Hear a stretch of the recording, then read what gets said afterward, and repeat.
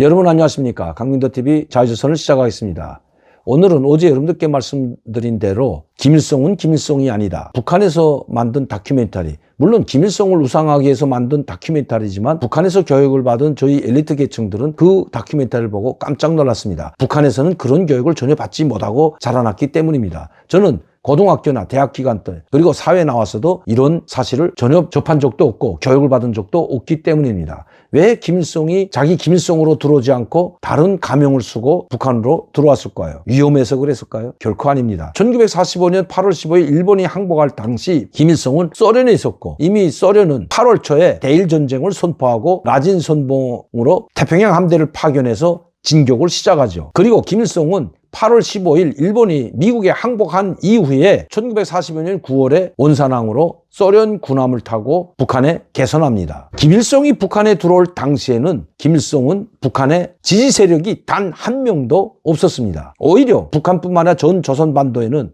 일제와 싸우던 많은 반일 애국 투사들, 민족주의자들이 있었고 여기에는 조선공산당과 조선신민당, 조선인민당, 민족해방당과 같은 전체주의를 지향하는 이런 조직들이 무수히 뿌리를 내리고 있었던 겁니다. 한반도 전체를 장악했던 사람들은 사회주의를 지향하는 이런 당 조직들이 이미 박헌용을 위시해서 조선인민공화국이라는 것을 서울에 선포하게 됩니다. 그것을 선포한 다음에 김일성은 들어오게 되죠. 그리고 박헌용은 8월 15일 해방이 되자마자 서울로 올라와서 바로 조선공산당 중앙위원회를 창건합니다. 당조인의 위원장은 바로 박헌용이죠. 거기에 중앙위원으로 이름을 올렸던 사람들이 몇 명 있는데 김일성은 거기에 중앙위원으로 밖에 이름이 올라있지 않습니다. 김일성이 위지했던 것은 바로 소련 군대밖에 없다는 사실입니다. 이 국내에서 혁명활동을 하지 않았기 때문이죠. 즉 반일투쟁도 동만에서 조금 하다가 1940년도 초에 바로 소련으로 부대원들을 데리고 망명을 했기 때문입니다. 그리고 소련군 국동군 사령부 조선인 대대를 지휘했던 것이 바로 김일성입니다. 제가 이 말씀을 드리는 것은 최근에 이 태영호 최고위원이 제주 4.3 사건은 바로 김일성 지시에 의해서 일어난 사건이라고 이야기했기 때문입니다.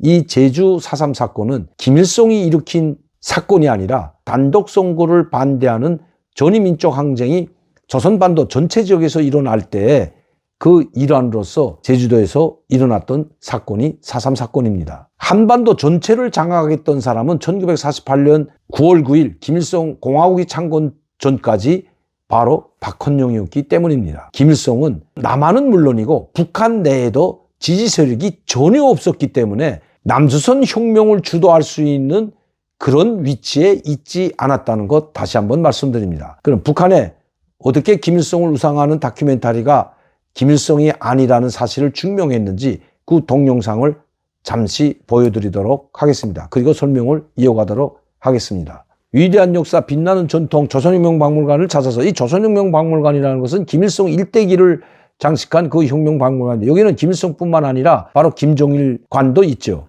1945년 10월 10일 근 80년 전의 그 나날들에 새겨진 사연을 다시금 전하고자 우리는 조선혁명박물관에 대한 참관길에 올랐습니다.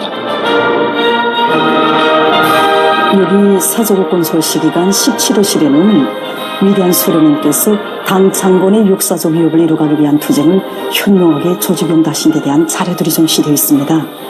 해방된 우리나라의 종세를 보여주고 있습니다.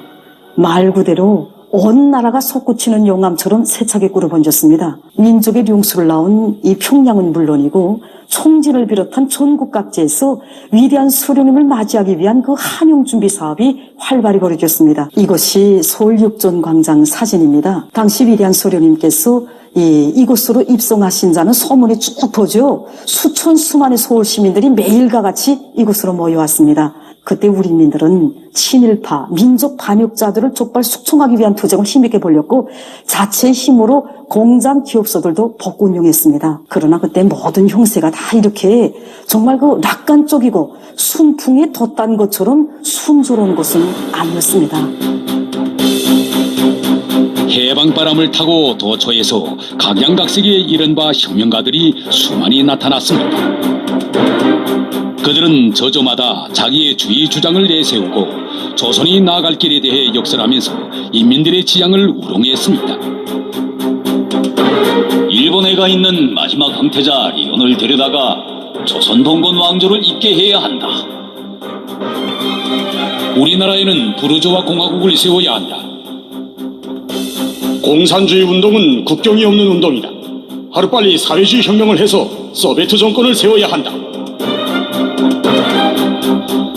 한편 1945년 9월 남조선에 발을 들여놓은 미제는 각지에 조직된 인민위원회들을 강제로 해산하고 군종을 실시하면서 인민들의 혁명적 진출을 가혹하게 탄압했습니다.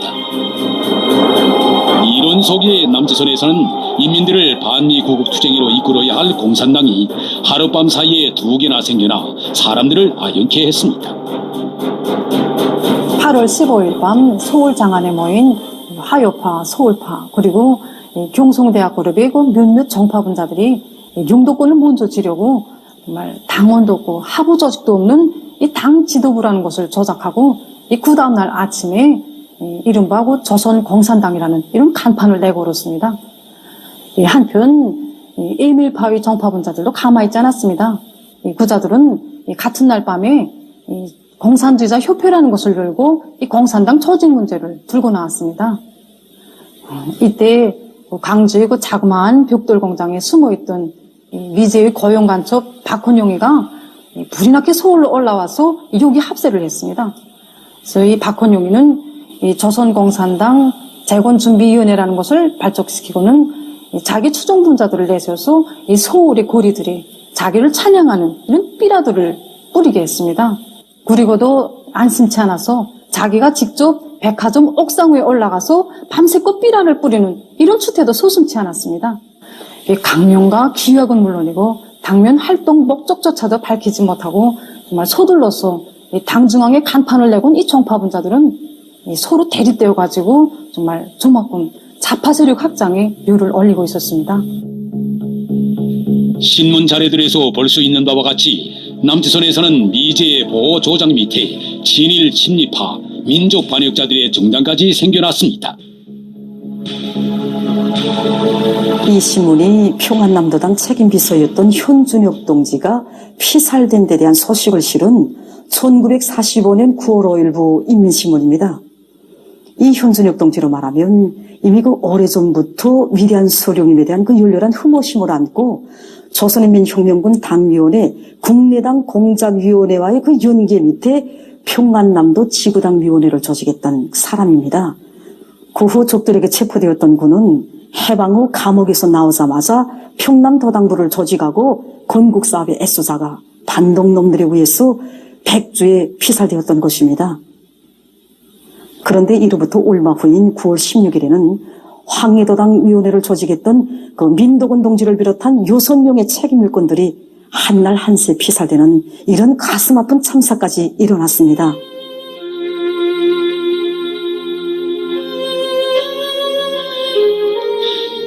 이처럼 당시 인민들의 건국 열의는 하늘을 찌를 듯 했으나 어느 길로 나가야 할지 갈피를 잡지 못하고 있었고 제노라 하는 영웅들은 많았으나 대중을 이끌 똑똑한 노선 하나 없이 귀중한 혁명가들의 피만 헛되이 흘리고 있었습니다. 그때 우리 인민들은 위대한 수령님께서 조국에 개선하시기를 정말 일일천추로 고대하고 있었습니다.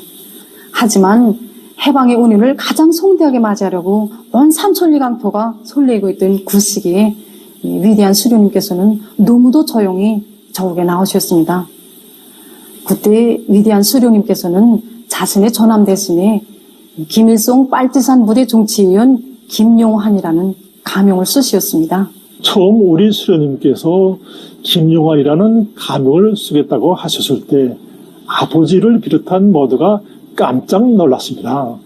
그래서 그때 평양과 서울은 물론 조선동포 모두가 김일성 장군의 조국 개선을 학수거대하고 있다고, 사령관 동지께서 조국에 개선하시어 전함만 공개하여도 온 민족이 따라 나설 것이라고 하면서 결심을 거쳐 하실 것을 간청드렸습니다.